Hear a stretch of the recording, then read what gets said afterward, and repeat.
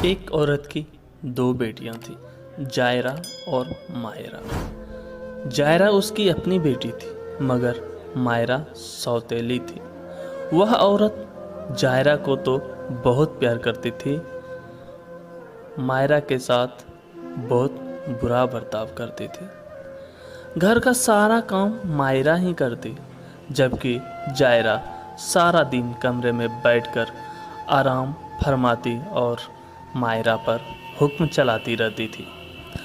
बदले में उसे शाम को घर का बचा हुआ खाना खाने को दे दिया जाता था। पहनने को भी उसे हमेशा जायरा के ही पुराने और बेकार और फटे कपड़े ही मिलते थे। एक दिन उस औरत ने सुबह सुबह मायरा को मशरूम इकट्ठी करने के लिए जंगल भेज दिया। मायरा जंगल के बीहड़ पथरीले रास्ते पर मशरूम खोजने लगी। मायरा काफ़ी खोजने पर भी उसे मशरूम नहीं मिला। भटकते भटकते उसे एक बहुत बड़ा गोभी का फूल दिखा। मायरा ने सोचा, खाली हाथ घर जाने से अच्छा है यह गोभी का फूल ही ले चलो। जैसे ही उसने उस फूल को उखाड़ा, वहाँ एक बड़ा सा गड्ढा बन गया, जो करीब एक कुएं जितना बड़ा था। उस कुएं में नीचे जाने के लिए एक सीढ़ी बनी हुई थी। मायरा उत्सुकतावश सीढ़ी के सहारे उस कुएं में नीचे उतर गई। नीचे एक विशाल घर मौजूद था, मगर वहाँ कोई आदमी नहीं, बल्कि ढेर सारी बिल्लियाँ थीं। कोई बिल्ली घर की सफाई कर रही थी, तो कोई कुएं से पानी खींच रही थी, तो कोई सिलाई कर रही थी, कोई कपड़े धो रही थी, तो कोई किचन में ब्रेड बना रही थी। मायरा ने उनकी मदद करने की सोची और एक बिल्ली के हाथ से झाड़ू ले ली और सफाई में उसकी मदद करने लगी। सफाई के बाद उसने कपड़े धोने, पानी भरने और ब्रेड पकाने में भी बिल्लियों की मदद की। उसने उन्हें सिलाई के लिए नए नए तरीके भी सिखाए। दोपहर को उन सब बिल्लियों की माँ आ गई। उसने सबको आवाज़ लगाई और बोली, जिसने काम किया है वह यहाँ आकर खाना खा ले, और जिसने भी काम नहीं किया है वह आकर हम सबको खाना खाते हुए देखे। बिल्लियाँ बोली, माँ, हम में से हर एक ने काम किया है, पर इस लड़की ने हम सबसे ज़्यादा काम किया है। माँ बिल्ली मायरा से बोली, तुम बहुत अच्छी लड़की हो, आओ और हमारे साथ आकर खाना खाओ। सारी बिल्लियाँ और मायरा डाइनिंग टेबल के पास आ गई। माँ बिल्ली ने मायरा को खाने के लिए स्वादिष्ट मीट, मैकरोनी और भुना हुआ मुर्गा दिया, मगर उसने अपने बच्चों को खाने के लिए केवल ब्रेड ही दी। मायरा को यह देखकर बहुत बुरा लगा, क्योंकि उसे तो माँ बिल्ली ने बेहद अच्छा और स्वादिष्ट खाना दिया था, मगर बाकी सब बिल्लियाँ केवल बीन्स खा रही थी। सो मायरा ने सबको अपनी प्लेट से भी खाना खिलाया।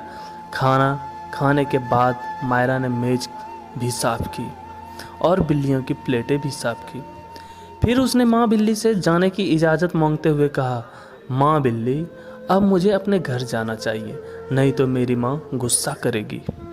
माँ बिल्ली बोली, ठीक है, मगर जाने से पहले मैं तुम्हें कुछ देना चाहती हूँ। माँ बिल्ली मायरा को लेकर अपने तहखाने में पहुँची, जहाँ रेशम, कीमती पोशाकें, स्कर्ट, ब्लाउज, एप्रन, सूती रुमाल, चमड़े के जूते आदि बहुत सारी चीज़ें रखी थी। माँ बिल्ली मायरा से बोली, तुमको इसमें से जो चाहिए वह ले लो।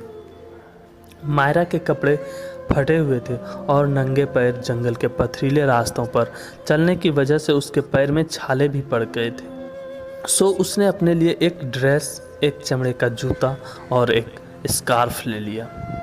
मगर माँ बिल्ली बोली, नहीं, तुमने मेरी बच्चियों की बहुत सहायता की है, इसलिए मैं तुम्हें और भी कुछ दूंगी। माँ बिल्ली ने सबसे खूबसूरत रेशमी गाउन, एक बड़ा और बहुत सुंदर रुमाल, एक जोड़ी स्लीपर और स्कार्फ लेकर मायरा को पहना दिया और बोली, अब जब तुम बाहर जाओगी तो तुमको दीवार में छोटे छोटे छेद दिखाई देंगे। तुम उनमें अपनी उंगली डालना और फिर ऊपर देखना और फिर देखना कि क्या होता है। यह कहकर उसने मायरा को विदा कर दिया। बाहर आते ही मायरा को दीवार में छेद दिखाई दिए। माँ बिल्ली के कहे अनुसार उसने उनमें अपनी उंगलियां डाली तो उसकी उंगलियों में बहुत ही सुंदर हीरे की अंगूठी आ गई।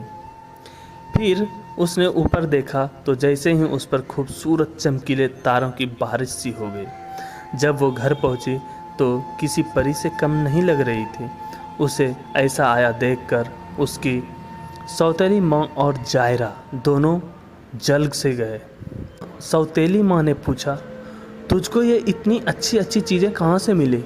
मायरा ने दोनों को अपनी सारी कहानी सुना दी। यह सुनकर उसकी सौतेली माँ ने अगले दिन जायरा से कहा, बेटी आज तू भी वहीं जा ताकि तू उस मायरा से ज़्यादा सुंदर और अमीर बनकर आ सके। मगर जायरा बोली, मुझे कहीं नहीं जाना, मैं जंगल में पैदल कैसे चलूँगी, बाहर इतनी ठंड भी तो है। यह सुनकर उस औरत को गुस्सा आ गया। उसने गुस्से में धक्के मारकर जायरा को घर से निकाल दिया। बेचारी जायरा जंगल में भटकने लगी। बड़ी मुश्किल से उसको वह बड़ा गोभी का फूल मिला और उसने उसे उखाड़ दिया। कुएं में बनी सीढ़ियों से उतरकर वह बिल्लियों के घर में पहुंची, मगर उसे न तो किसी से बात करने की तमीज़ थी, न ही उसने अपनी ज़िंदगी में कभी कोई काम किया था। वो तो उल्टा बिल्लियों को परेशान करने लगी। कभी उन्हें पूंछ से पकड़कर नीचे पटक देती, तो कभी कान खींचती, तो कभी मूंछ। जो बिल्ली सिलाई कर रही थी उसने उसका कपड़ा उठाकर हवा में उछाल दिया। पानी की बाल्टी का पानी पलट दिया। खेल खेल में घर का सारा सामान भी जायरा ने यहाँ वहाँ बिखेर दिया। बेचारी बिल्लियाँ आज कोई भी काम नहीं कर पाई। दोपहर को माँ बिल्ली ने रोज़ की तरह आवाज़ लगाई, जिस किसी ने भी काम किया है वह यहाँ आए और खाना खा ले, और जिसने भी काम नहीं किया है वह आकर हमें खाना खाते देखे। सभी बिल्लियाँ बोली, माँ हम लोग तो काम करना चाहते थे, पर इस लड़की ने हमें बहुत परेशान किया और कोई भी काम नहीं करने दिया। माँ बिल्ली बोली, ठीक है, आओ मेज़ पर बैठो और खाना खाओ। माँ बिल्ली ने जायरा को सिरके में डूबी हुई जौ के केक खाने के लिए दी और अपने बच्चों को स्वादिष्ट मीट, मैकरोनी और मिठाइयाँ खाने के लिए दी। यह देखकर मायरा अपना खाना छोड़कर बिल्लियों का ही सारा खाना खा गई। बिल्लियाँ बड़ी दुखी हुई। खाने के बाद जायरा ने न तो मेज और न ही प्लेटें साफ की। उल्टा वह बोली, माँ बिल्ली मुझे जल्दी से वह सब सामान दे दो जो तुमने मायरा को दिया था, मुझे अब घर जाना है, मुझे देर हो रही है। माँ बिल्ली उसे नीचे अपने तहखाने में ले गई और उससे वहाँ रखे सामान को दिखाकर पूछा कि उसमें से उसको क्या चाहिए। जायरा तो इतना सारा सामान देखकर खुशी से पागल ही हो गई। वह बोली, मुझे वो खूबसूरत वाली ड्रेस और हाई हील वाली सैंडल चाहिए। माँ बिल्ली कुछ नहीं बोली। उसने जायरा के सारे कपड़े उतार कर उसे पुरानी और गंदी सी ऊनी ड्रेस और टूटी हुई सैंडल पहना दी। साथ ही एक फटा पुराना स्कार्फ उसके सिर पर बांध दिया। उसको ये सब पहनकर माँ बिल्ली ने उसे जाने के लिए कहा और बोली, जब तुम बाहर जाओगी तो तुमको दीवार में छोटे छोटे छेद दिखाई देंगे। तुम उनमें अपनी उंगलियां डालना और फिर ऊपर देखना और फिर देखना कि क्या होता है।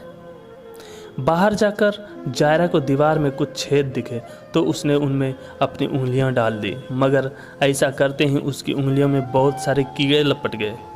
बड़ी मुश्किल से उसने अपनी उंगलियों को उन कीड़ों की गिरफ्त से आज़ाद किया।